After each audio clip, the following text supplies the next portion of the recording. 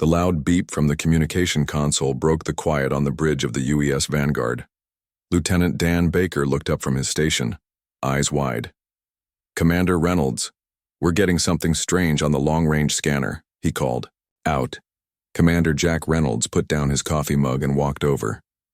The Vanguard was humanity's first true deep space vessel, built to patrol the edges of the solar system. 6 months into their mission, the crew had settled into a routine of endless stars and empty space. Until now. "What do you have, Baker?" Reynolds asked, leaning over the console. "Sir, it's not one of ours." Baker's fingers moved across the screen, bringing up a sound wave pattern. "It's repeating every 12 seconds. Definitely not natural." Reynolds felt his heart rate pick up. "Are you saying what I think you're saying?" Baker nodded slowly. "Yes, sir. I believe this is a signal, an artificial signal, and it's coming from the Taetti system." The bridge went silent. 12 light years away, something or someone was broadcasting. "Put it through the speakers," Reynolds ordered. A strange sound filled the bridge. It wasn't random noise. It had patterns, rises and falls, almost like a language, but unlike anything human. "How long has it been transmitting?" Reynolds asked. "Based on the signal degradation, at least 3 months, sir." Reynolds straightened up. "Send this to Earth immediately. Priority 1. 3 days later, Reynolds stood in a video conference with the United Earth Council. The faces of 12 men and women looked back at him from screens around the room. "We've analyzed the signal," said Dr. Emma Turner, Earth's leading expert on communication theory. "It's definitely a distress call. The pattern shows all the markers we would expect: repetition, increasing urgency, and embedded location data. So someone out there is asking for help," said General Wilson, the military representative. "Yes," Turner replied. "And they're in trouble." Council President Maria Garcia leaned forward. "Commander Reynolds, your ship is the closest to the edge of our system. How quickly could you reach Taetti?" Reynolds had been expecting this question.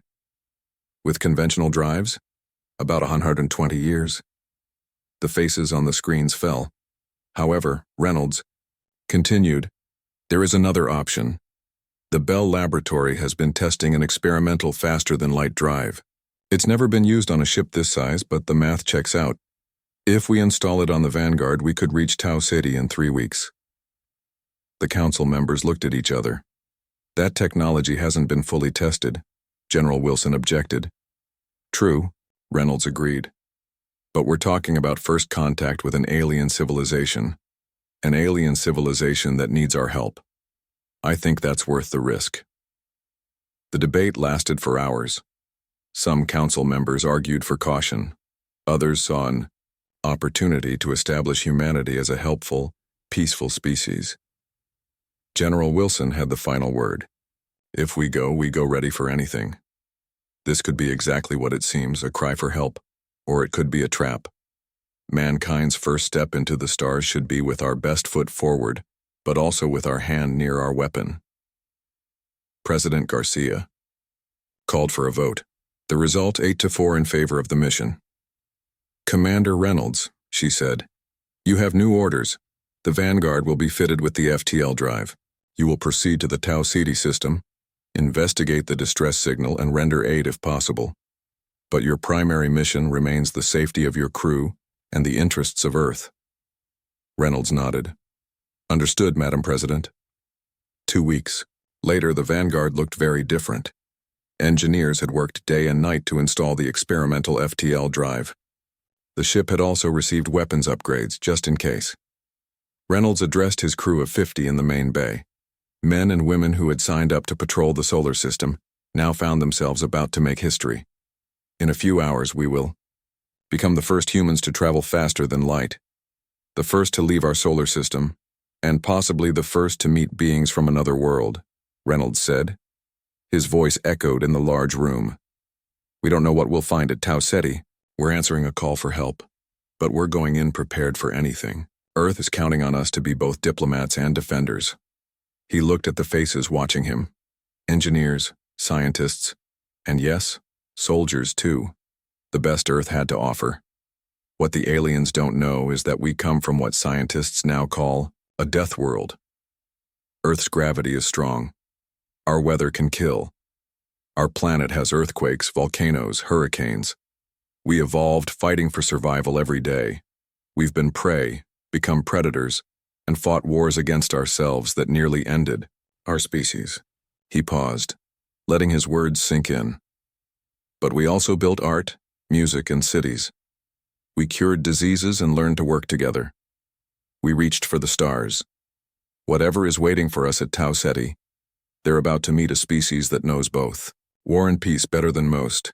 We will help if we can, but we will also survive whatever happens. The crew nodded. They understood. Chief Engineer Lily Chen stood next to the new FTL drive, watching the power levels rise. "It's holding steady, Commander," she reported through her comlink. "The containment field is at 98% efficiency." On the bridge, Reynolds nodded. "Good. Begin final countdown." The ship's AI started counting down from 10. Reynolds looked at the main screen, where the stars shone cold and distant. Somewhere out there, someone was calling for help, and humanity was answering. 3, 2, 1. Engaging FTL drive. The Vanguard shuddered. Outside, space itself seemed to bend. Stars stretched into lines of light. Then, with a flash that temporarily blinded the external cameras, the ship punched through the light barrier. They were on their way. The first day in FTL was tense. No one knew if the experimental drive would hold. But as hours turned into days, the crew began to relax. The ship moved through space faster than anyone had thought possible, stable and strong. Reynolds spent most of his time reviewing what they knew about Taetti. The star was similar to Earth's sun, just slightly smaller and older. Scans had shown planets orbiting it, including some in what scientists called the habitable zone, where water could exist as a liquid. If there's life there, it probably evolved under conditions similar to Earth, Science Officer Mike Turner told him. But maybe with less gravity, fewer storms, a gentler world. Reynolds considered this. So whoever sent that distress signal might not be used to fighting for survival the way we are. Turner nodded. Exactly. If they developed on a more stable planet, they might never have needed to develop the same aggressive instincts that humans have. This thought stayed with Reynolds as the days passed. He found himself wondering what kind of creatures they might meet. Would they understand concepts like war and defense, or would they be completely peaceful, unprepared for whatever danger now threatened them? On the night before their scheduled arrival, Reynolds couldn't sleep. He went to the observation deck, now restored to normal function as they prepared to drop out of FTL. The room was dark except for the glow of control panels. To his surprise, he wasn't alone. Lieutenant Anna Foster, the ship's xenolinguist, stood by the large window. "Trouble sleeping, Lieutenant?" Reynolds asked. Foster turned. "Just thinking, sir. Tomorrow we might become the first humans to speak with an alien intelligence. Everything I've trained for, and I still don't know if I'm ready." Reynolds moved to stand beside her. "None of us are truly ready. This is bigger than any training." "Do you think they'll be afraid of us?" Foster asked quietly. Reynolds thought about Earth, about its long history of predators and prey, storms and earthquakes, wars and peace treaties. "Probably," he said honestly. "We come from a world that shaped us to be survivors, fighters. But we're also explorers and helpers. We're answering their call because that's also who we are." He looked out at the stars rushing past. "Tomorrow they get all of us. Our strength and our compassion, our teeth and our helping hands." Foster nodded slowly. "I hope they understand that we come as friends." "So do I, Lieutenant," Reynolds said. "So do I." As the ship sped toward its destination, carrying humanity's first ambassadors to the stars, the alien distress signal continued to pulse ahead of them. A cry for help about to be answered by creatures from a world that had taught them both ruthlessness and kindness, often in the same breath. The Deathworlders were coming. Dropping out of FTL in 5, 4, 3, 2, 1. The Vanguard shuddered as it returned to normal space. The stars stopped being streaks of light and became points again. The main screen on the bridge adjusted to show their new surroundings. "Status, report," Commander Reynolds ordered, gripping his chair. Lieutenant Baker checked his screens. "All systems functional, sir. Minor power fluctuations in the engine room, but Chief Chen says they're within acceptable limits." "Location?" Science Officer Turner studied his readouts. "Confirmed, sir. We've arrived at the edge of the Taetti system." A cheer went up from the crew. They had made it. Mankind's first faster-than-light journey was a success. Reynolds allowed himself a small smile before refocusing. "Lieutenant Foster, is the distress signal still active?" Foster touched her earpiece, listening. "Yes, sir. Much stronger now. Coming from the third planet in the system. On screen." The main display changed to show a blue-green world with 2 small moons. It looked surprisingly like Earth, but with more ocean and less land. "Scan the planet," Reynolds ordered. Turner worked his console. "Sir, I'm detecting multiple artificial structures on the surface and in orbit. This is definitely a technologically advanced civilization." "Any signs of what might be causing the distress?" Turner frowned. "There appears to be damage to several orbital stations, and..." He paused, adjusting his instruments. "Sir, there's a battle happening on the far side of the planet." Reynolds leaned forward. "Show me." The screen shifted again. Now they could see several sleek silver ships exchanging fire with smaller, darker vessels. The battle wasn't going well for the silver ships. They moved in defensive patterns, clearly trying to protect the planet below. But the dark ships were faster and more aggressive. "Can we identify who's who?" Reynolds asked. Foster worked at her station. "The silver ships are broadcasting the same signature as the distress call. The dark ships aren't communicating at all, at least not on any frequencies we can detect." "So the locals are under attack," Reynolds said quietly. He turned to his tactical officer. "Lieutenant Wolf, what's your assessment?" Wolf studied the battle with professional interest. "The silver ships have advanced technology, but their tactics are basic. They fight like people who haven't done much fighting. The dark ships are fewer in number but much more effective. Almost like they were built specifically for combat." Reynolds nodded. This matched what they had guessed about a species evolving on a more peaceful world. They might never have needed to develop the art of war the way humans had. "Sir," Foster called out, "I've been working on decoding their language based on mathematical patterns in their distress signal. I think I can translate some of their communications now." "Put it through." A strange voice filled the bridge, speaking in musical tones. Foster listened carefully, then began to translate. "They're saying, 'Please retreat to defensive position 4. The harvesters have broken through Sector 7. We cannot hold them much longer. All civilian ships evacuate immediately.'" Reynolds made his decision. "Lieutenant Baker, take us closer but maintain a safe distance. Lieutenant Wolf, battle stations. Power up weapons but do not target anything yet. Let's get a better look at the situation before we commit." The Vanguard moved deeper into the system, approaching the battle.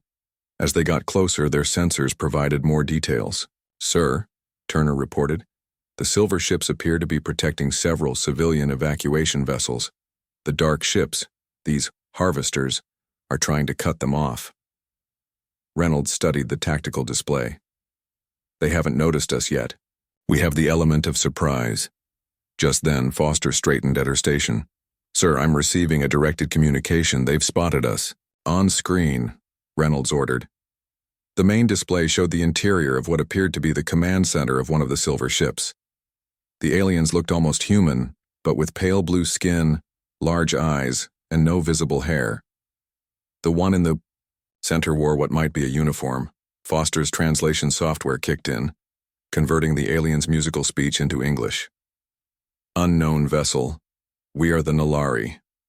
Our world is under attack by automated harvester units. They show no mercy and take everything in their path. Please, if you have weapons, help us defend our evacuation ships. If not, flee while you can." Reynolds stood up. "This is Commander Jack Reynolds of the Earthship Vanguard. We received your distress call and have come to render assistance. Please transmit tactical data to coordinate our response." The aliens' large eyes widened. You, you came from another star? To help us? That's correct. We're prepared to engage the enemy immediately. The alien commander seemed stunned for a moment, then quickly recovered. Sending tactical data now. The harvesters target life forms and resources. They are machines with no crew. Destroying them harms no living beings. Understood, Reynolds said. Vanguard out. He turned to his tactical officer. Lieutenant Wolf, you have the firing solutions? Wolf nodded, studying the incoming data. Yes, sir. The harvesters are focusing on the civilian ships. They don't seem to have noticed us as a threat yet. Then let's keep it that way until we're ready to strike. Bring us around to this position. Reynolds pointed to a spot on the tactical display. We'll hit them from behind while they're focused on the civilians. The vanguard moved silently into position. From this angle, they could see more clearly what was happening. The harvester ships were attaching themselves to damaged Nalari vessels, cutting into them with precision tools. They're not just destroying them, Turner observed. They're harvesting materials, taking parts of the ships and possibly the crew. Reynolds' face hardened. Lieutenant Wolf, target the nearest harvester vessel attacking a civilian ship. Fire when ready. Wolf pressed the firing control. The Vanguard's main weapon, a high-energy particle beam designed to cut through asteroids, for mining operations, lashed out. It struck the nearest harvester ship, cutting it nearly in half. The harvester exploded in a shower of metal and sparks. For a moment, everything seemed to pause. Then, as one, the remaining harvester ships turned toward the Vanguard. They've noticed us, Baker said unnecessarily. Good, Reynolds replied. Lieutenant Wolf, target the next one. Lieutenant Baker, evasive maneuvers. Let's show them what a ship from Earth can do. The Vanguard twisted in space, dodging the first counterattack from the harvesters. The human ship was heavier than the Nalari vessels, built to withstand the stronger gravity humans were used to. But that also made it tougher, better armored. Wolf fired again, destroying a second harvester, then a third. On the screens, they could see the Nalari ships regrouping, seemingly encouraged by the Vanguard's success. They began to fight back more effectively. Sir, Foster reported, the Nalari commander is hailing us again. The blue-skinned alien appeared on screen, looking both grateful and amazed. Your ship, it's incredible. How are you destroying them so easily? Reynolds gave a grim smile. Where we come from, we've had to learn how to fight to survive. Now let's finish this. Have your civilian ships retreat to safety. We'll handle the remaining harvesters. The largest harvester ship, seeing its smaller units destroyed, began to turn away from the planet. They're trying to escape, Wolf reported. Not today, Reynolds said firmly. Lieutenant Wolf, disable their engines. I want that ship intact if possible. Let's find out where these harvesters come from and make sure they don't bother the Nalari. Again, the Vanguard fired a precision shot that crippled the harvester ship's propulsion system. It drifted helplessly in space. Sir, Foster called out, the Nalari are cheering on all channels. They're calling us, I don't know how to translate it exactly. Something like the strong ones from the deadly star. Reynolds looked out at the view screen, where the disabled harvester ship floated against the backdrop of stars. In less than 20 minutes, the Vanguard had changed the course of a battle the Nalari had been losing for days. Send a message to the Nalari commander, Reynolds said. Tell them that humanity is glad to help and that we'd like to send a team to board that disabled harvester ship. Baker looked up in surprise. We're going to board it, sir? Reynolds nodded. The more we learn about these harvesters, the better. We can protect both our worlds. And I think it's time we showed our new friends that humans don't just have powerful ships. We know how to fight up close too. As the Vanguard moved toward the disabled harvester, the crew prepared for the next phase of their mission, bringing humanity's unique skills directly to the enemy. Boarding team, report to the launch bay. Lieutenant Tom Wilson adjusted his combat suit one last time before heading out. The suit was heavy by normal standards, built to protect humans in environments much harsher than a ship's interior. But Wilson had trained in Earth's gravity and the weight felt natural to him. 5 other Marines joined him, each checking their weapons and equipment. They would be the first humans to set foot on an alien vessel. History in the making, though. None of them had time to think about that now. Commander Reynolds met them in the launch bay. Remember, this is primarily an intelligence-gathering mission. We need to learn what these harvesters are and where they come from. If possible, capture their command systems intact. Wilson nodded. Yes, sir. We're ready. Reynolds looked at the team, his face serious. The Nalari are watching. Show them what humans can do. From the bridge of the main Nalari ship, Commander Riln watched the small shuttle launch from the human vessel. It looked bulky and reinforced compared to Nalari craft. Are they really going to board the harvester? Asked his second-in-command, Tala. We've lost 20 soldiers trying that in previous attacks. Riln's large eyes blinked slowly. They seem very confident. Their ship defeated 3 harvesters in minutes when we've been fighting them for days. What kind of world produces such creatures? Tala wondered. Riln had no answer. The humans moved like nothing he had ever seen before, decisive, efficient, and somehow dangerous even when helping. The human shuttle locked onto the harvester ship with magnetic clamps. Lieutenant Wilson led his team to the airlock. Weapons ready. Atmosphere reads as vacuum. Suits sealed and checked, reported Corporal May, monitoring her wrist display. Wilson nodded. Breach in 3, 2, 1. They blew the outer door and entered the harvester ship. Inside was dark, with only emergency lighting casting red shadows across metal corridors. Movement ahead, whispered Sergeant Owen, his helmet sensors picking up motion. Looks like internal defense units. 3 mechanical figures rounded the corner. They walked on 2 legs but were clearly machines, with various tools where hands should be. Weapons free, Wilson ordered. Take them down. The Marines fired with practiced precision. 2 of the robots fell immediately. The third charged forward, a cutting tool extending from its arm. Private Cooper stepped forward, his suit's enhanced strength letting him catch the machine's arm before it could strike. He twisted, tearing the limb off completely, then smashed the robot against the wall. Hallway clear, Cooper reported calmly. Wilson nodded. Move to the central chamber. Stay tight. The team moved through the ship in formation, covering each other with a coordination that came from endless drills. When more defense units appeared, the Marines took them down quickly, using both ranged weapons and, when necessary, brutal, hand-to-hand combat. Their suits, designed to protect humans in the crushing pressure of Jupiter's moons, made them nearly invulnerable to the harvester's weapons. What would have killed a Nalari soldier barely scratched the reinforced armor. Central chamber ahead, May reported, checking her scanner. Large power signature. Likely the main control system. Wilson held up his hand, signaling the team to stop. Breach Plan Alpha. May set charges on the door. Owen and Cooper first in, Reed and Jackson cover the rear. Everyone moved into position with practiced efficiency. The door blew open and the Marines stormed in, securing the room in seconds. In the center was a glowing column, the harvester's central processor. Target secured, Wilson reported back to the Vanguard. Beginning data extraction now. On the Nalari command ship, Riln and his officers watched video feed from the human boarding team, transmitted by the Vanguard as a gesture of cooperation. Look how they move, one officer said in awe.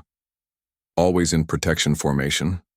Always covering each other's backs. And the way they fight, added another. No hesitation, no wasted motion. Riln studied the humans closely. These are not just warriors. This is something deeper. They move like predators. Tala looked troubled. What kind of world creates beings that fight like this?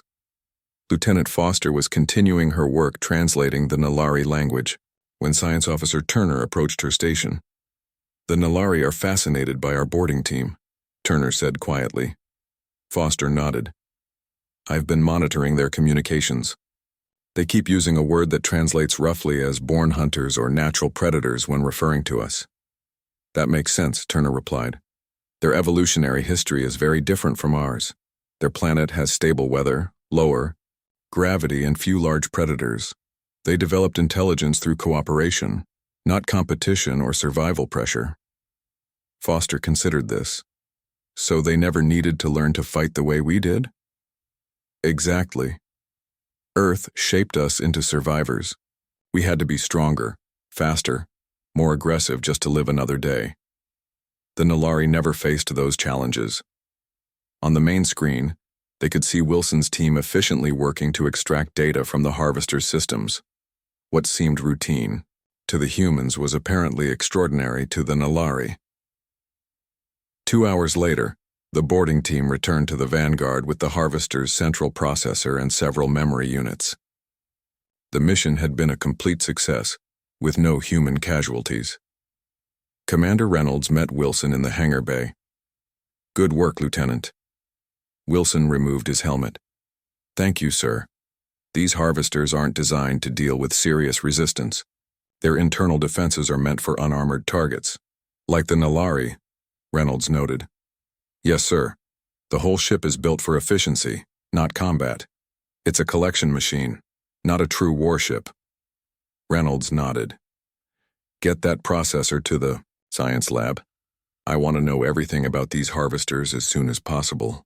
In the science lab, Turner and his team began analyzing the captured technology. The Harvester's memory contained star charts, collection records, and operational protocols. "Commander, you need to see this," Turner called Reynolds to the lab. An hour later. "We've mapped their patrol routes. The Harvesters have hit at least 7 other star systems before this one." Reynolds studied the display. "Any pattern to their targets?" "Yes, sir. They only attack worlds with certain resource profiles, and this is interesting. They completely avoid systems with environmental parameters similar to Earth. They avoid death worlds," Foster said, joining them. "Planets with high gravity, extreme weather, dangerous predators, planets that produce species like us," Reynolds finished the thought. Turner nodded. "Exactly. The Harvesters are programmed to seek out the easiest targets. Species from gentle worlds with valuable resources but limited defensive capabilities." Reynolds' expression darkened. "They're bullies, targeting those who can't fight back effectively." "Until now," Turner added. "I don't think their programming ever accounted for meeting a species like humans." Reynolds turned to Foster. "Arrange a meeting with the Nalari commander. I think it's time we had a proper conversation about these Harvesters and what we can do about them." Commander Riln boarded the Vanguard with obvious nervousness. Despite being taller than most humans, he moved carefully, as if afraid of breaking something. The higher gravity of the human ship made his movements slightly awkward. Reynolds welcomed him to the conference room. "Thank you for coming, Commander." Riln bowed slightly. "Thank you for saving my people. Your ship and your warriors are unlike anything we have ever seen," Foster translated smoothly between them. "We're glad we could help," Reynolds said. "We've analyzed the Harvester's data. These machines have attacked many worlds like yours." "Yes," Riln confirmed. "We have heard stories from other star systems. The Harvesters take what they want, and no one can stop them. Until you arrived." Reynolds leaned forward. "The Harvesters deliberately avoid planets like Earth, worlds with harsh conditions that produce stronger, more aggressive species." Riln's large eyes widened. "Your world is harsh, but you have achieved such technology." "Because of it, not despite it," Reynolds explained. "Struggle made us stronger. Competition made us innovate. The constant fight for survival shaped us into what we are." Riln seemed to consider this deeply. "We Nalari evolved in peace and abundance. We never needed to fight as you do. And that's why the Harvesters targeted your world," Reynolds said. "But now they've made a mistake. They've drawn the attention of a Death World species." "Death World?" Riln questioned. "That's what we call planets like Earth. Worlds that try to kill their inhabitants daily. Worlds that forge species like humans." Riln looked at the humans around the table with new understanding. "And now the Harvesters will learn what that means." Reynolds nodded grimly. "Yes, they will." The shuttle descended slowly toward the surface of Taetti III. Commander Reynolds watched through the viewport as the Nalari capital city came into view. It was unlike any human city he had ever seen. The buildings were tall and graceful, with flowing curves instead of sharp angles. Many structures seemed to merge with the natural landscape, trees and gardens integrated into the architecture rather than separated from it. The entire city appeared to have been designed as a single, harmonious unit. "Beautiful," murmured Lieutenant Foster beside him. "Different from Earth," Reynolds agreed. "No walls, no defensive structures." Turner nodded. "A civilization that never expected to be attacked." The shuttle landed on a circular platform near what appeared to be the central government building. A small group of Nalari waited to greet them, led by a tall figure in flowing blue robes. "High Counselor Ilara," Foster said, checking her translator. "The Nalari equivalent of their world leader." Reynolds straightened his uniform. "Remember everyone, we're guests here. First official diplomatic contact between our species." The shuttle door opened, and Reynolds led his small team out onto the platform. The air was slightly thinner than Earth's, but breathable. The gravity was notably lighter, making each step feel bouncy to the humans. High Counselor Ilara stepped forward, making a graceful gesture with both hands. "Welcome to Nalara, friends, from the stars. We are honored by your presence and eternally grateful for your assistance." Reynolds returned the gesture as Foster had instructed him. "We are honored by your welcome, High Counselor. Earth extends its friendship to the people of Nalara." Ilara's large eyes studied the humans with undisguised curiosity. "Please, come. We have prepared a meeting place where we can talk and learn about each other." The meeting chamber was a circular room with a transparent dome that showed the sky above. The humans and Nalari sat together around a table made from what appeared to be a single piece of living wood, still connected to its roots. "Your world is beautiful," Reynolds began, "like nothing we have on Earth." Ilara nodded. "We have spent thousands of years shaping our environment to be in balance with nature. Until the harvesters came, we had known peace for 15 generations. "Tell us about your history," Turner asked. "How did your civilization develop?" Ilara gestured and the lights dimmed. A holographic display appeared above the table, showing the Nalari world through time. "We evolved from communal gatherers," she explained. "Our world has abundant resources and few natural predators. Our ancestors lived in harmony with the environment, developing technology to enhance life rather than to overcome threats."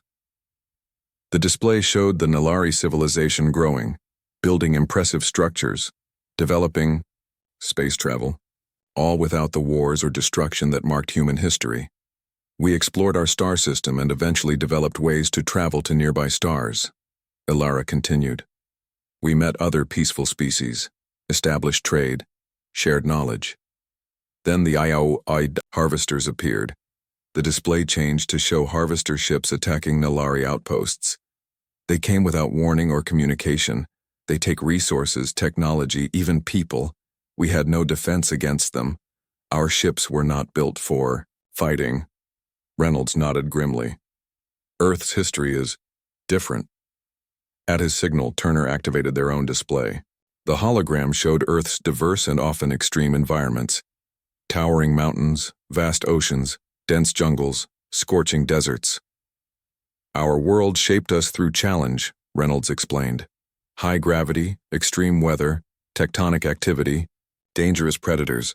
For most of our history, survival was never guaranteed." The display showed early humans hunting, building shelters, fighting predators, and eventually fighting each other. "We evolved first as prey, then became predators ourselves," Reynolds continued. "Competition for resources led to conflict. We spent thousands of years fighting each other before we learned to work together." The Nalari watched in silence as the display showed human warfare through the ages, from ancient battles to modern conflicts. Many seemed disturbed by the images. "Only in recent centuries did we achieve global peace," Reynolds said. "And even that came after devastating world wars that nearly destroyed us." Ilara's expression was difficult to read. "Your history is troubling. Yet it created beings capable of defeating threats we could not face." Reynolds nodded. "Earth forged us through fire. We had to become strong to survive. The harvesters avoid worlds like yours," one of the Nalari scientists observed. They seek easier targets. They're scavengers, Reynolds said, taking from those who can't fight back effectively. But now they've crossed paths with a species that evolved fighting predators, and becoming predators ourselves when necessary. After the formal meeting, Reynolds and Foster walked with Ilara through one of the city's garden paths. Above them, glowing orbs provided soft light as darkness fell. Your cities on Earth? Ilara asked. Are they like ours? Foster smiled. Not quite. Our cities were often built for protection first, comfort second. Many started as fortresses or defensive positions near resources. Even now, Reynolds added, our buildings are designed to withstand disasters, earthquakes, floods, storms. Earth never lets us forget how dangerous it can be. Ilara considered this. Your people must be very strong to thrive in such conditions. We adapt, Reynolds said. It's what humans do best. They stopped at a viewing platform overlooking the city. In the distance, the lights of repair ships could be seen working to fix the damage from the harvester attack. The harvesters will return, Ilara said quietly. They always do. More ships better prepared. Reynolds nodded. We know. We've analyzed their communication patterns from the captured processor. They're part of a larger network, gathering resources for some central authority. Will you help us again when they come back? Ilara asked. We'll do more than that, Reynolds replied. We'll teach you how to defend yourselves. The next day, Lieutenant Wilson stood before a group of 20 Nalari volunteers. They were the first members of what would become the Nalari Defense Force. The first rule of combat, Wilson explained, is to understand your environment and use it to your advantage. The Nalari watched carefully as Wilson demonstrated basic fighting stances. Their bodies were more flexible than human forms, but also less dense with less natural muscle mass. You don't have to fight like humans, Wilson told them. You have your own strengths, better balance, greater flexibility, excellent vision. We'll develop techniques that work for your physiology. In another part of the city, Turner worked with Nalari scientists, helping them adapt human defensive technology to Nalari systems. Your ships have excellent sensors, Turner noted. Better than ours in many ways. We can use that to detect harvesters earlier, giving you more time to prepare. The Nalari scientist, Manar, nodded. And your weapon designs can be modified for our vessels. With some adjustments, yes. Your power systems actually have more capacity than ours, just configured differently. That evening, Reynolds met with his team to discuss their progress. The Nalari are quick learners, Foster reported. Their language skills are exceptional. Several are already speaking basic English. Wilson nodded. They're not natural fighters, but they're determined. What they lack in instinct, they make up for in precision and coordination. Their technology is impressive, Turner added. In some areas more advanced than ours. They just never applied it to warfare. Reynolds considered this information. We have a month before the Vanguard needs to return to Earth. In that time, we need to give the Nalari enough knowledge to protect themselves. And after that? Foster asked. After that, Reynolds said, we bring what we've learned back to Earth. The harvesters are a threat to peaceful worlds throughout this part of the galaxy. Earth won't stand by and let that continue. You're thinking bigger than just defending the Nalari, Turner observed. Reynolds nodded. Humanity has spent too long fighting itself. Maybe this is what we needed, a common enemy, a clear purpose. To be the protectors of those who can't protect themselves. The Deathworlders defending the peaceful worlds, Foster said with a small smile. Exactly, Reynolds agreed. It's time to show the galaxy what humans can really do when we have something worth fighting for. 6 months had passed since the Vanguard's return to Earth. The news of alien contact had changed humanity forever. Nations set aside old conflicts as people united around a new purpose, defending the stars. Now, Admiral Lisa Park stood on the bridge of the UES Defender, Earth's newest and most powerful warship. Beside her were 3 other vessels, the Vanguard, now upgraded, and 2 purpose-built warships, the Guardian and the Protector. Together, they formed humanity's first interstellar battle group, but they weren't alone. 5 Nalari ships flew alongside them, their sleek silver hulls now reinforced with armor and fitted with weapons designed by human engineers. Their crews included both Nalari and human officers, working together. Battle Group Status Report, Admiral Park ordered. All ships reporting ready, Admiral. Commander Reynolds replied from his station. He had been promoted but chose to remain on the front lines rather than take a desk job back on Earth. The Nalari ships are in formation, added Lieutenant Foster, now the fleet's chief communication officer. Captain Menar says his crews are prepared. Park nodded. The former Nalari scientist had proven to be an excellent student of human military tactics and now commanded the Nalari flagship. Navigation, status of FTL drive? Drives charged and ready, Admiral. Course to the Harvester Hub is plotted. Park took a deep breath. This mission was more than a rescue operation. The data from the captured Harvester processor had revealed the location of a central hub, a massive space station where the Harvesters delivered their stolen resources and received new instructions. All ships, prepare for FTL jump. We exit directly into combat positions. Weapons hot on arrival. The fleet disappeared in flashes of light as the ships entered FTL. 3 weeks later, the combined fleet dropped out of FTL at the edge of an uncharted system.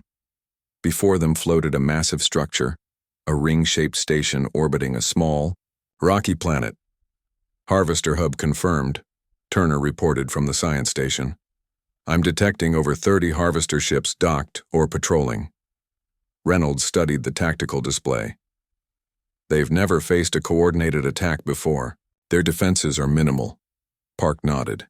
Because no one's ever fought back effectively. Until now. She opened a channel to the fleet. This is Admiral Park. Execute Attack Plan Alpha. Human ships will engage the patrol vessels. Nalari ships will target the hub's defensive systems. The human ships surged forward, weapons charged. The Harvester patrol ships moved to intercept, but they were outmatched.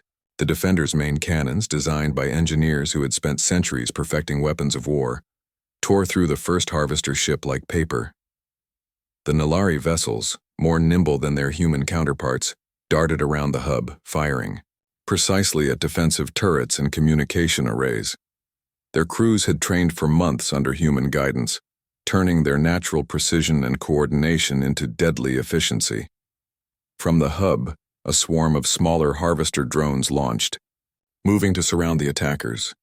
They're adapting their tactics, Reynolds noted, learning from previous defeats. But not fast enough, Park replied.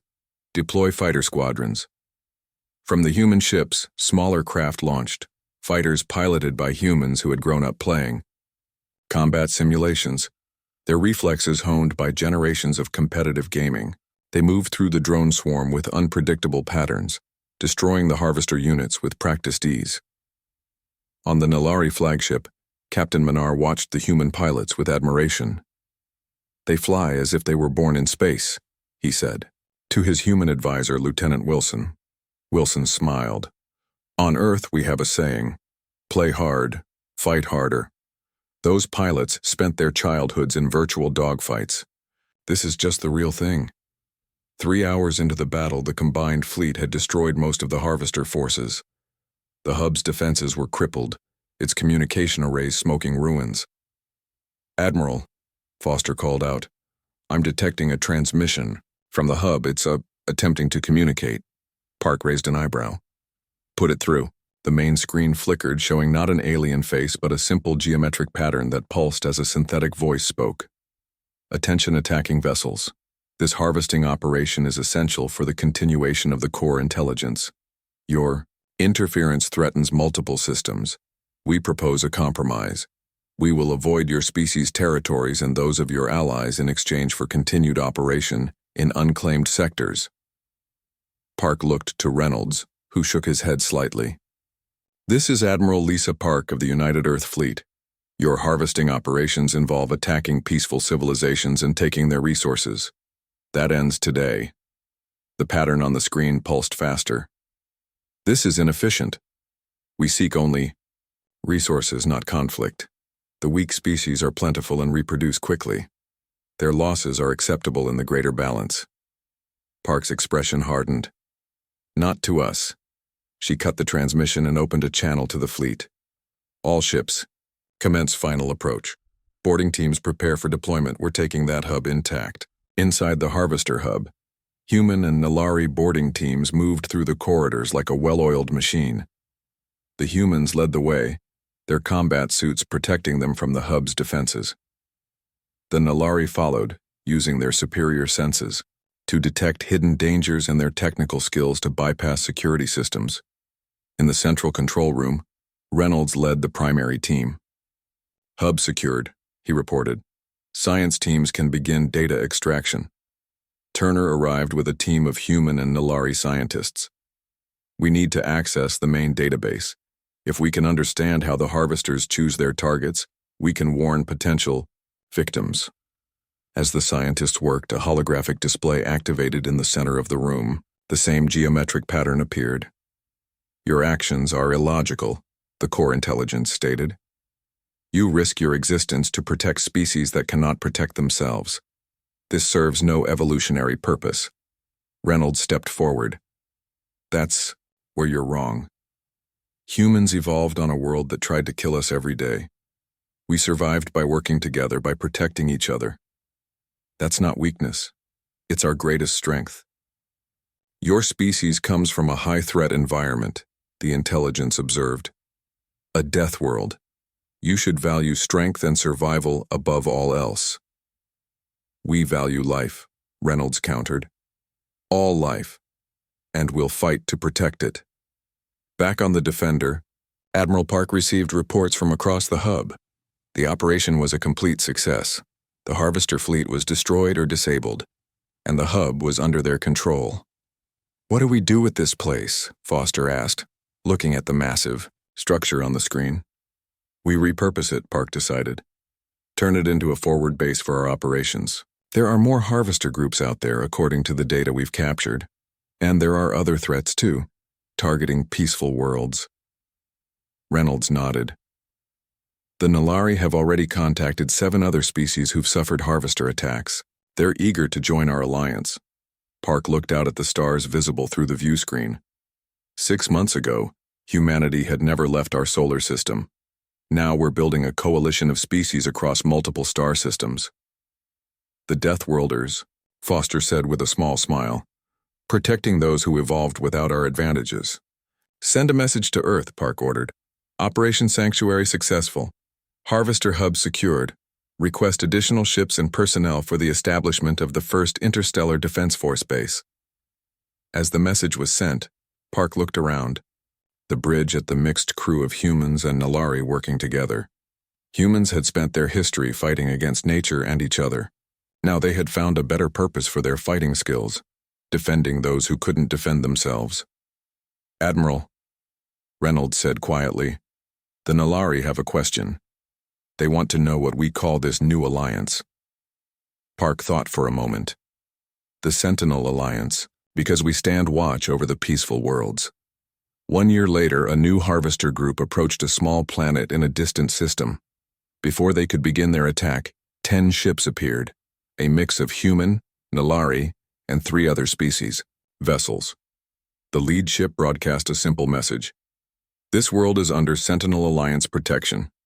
Retreat immediately or be destroyed. The Harvester ships paused, their programming calculating the threat. These weren't the easy targets they were designed to exploit. These were defenders led by creatures from a death world, creatures who had turned the harshness of their evolution into a shield for others. The Harvesters turned and fled. On the bridge of the lead ship, a human captain smiled. They're learning. Beside him, a Nalari officer nodded. Thanks to you, many worlds will never know the fear we once faced. That's what Deathworlders do, the captain said. We take the strength our harsh world gave us and use it to protect others, not because we have to, but because we can. The Sentinel Alliance ships moved into defensive positions around the planet below, its inhabitants unaware of how close they had come to disaster. and how humanity's answer to a single distress call had changed the course of galactic history.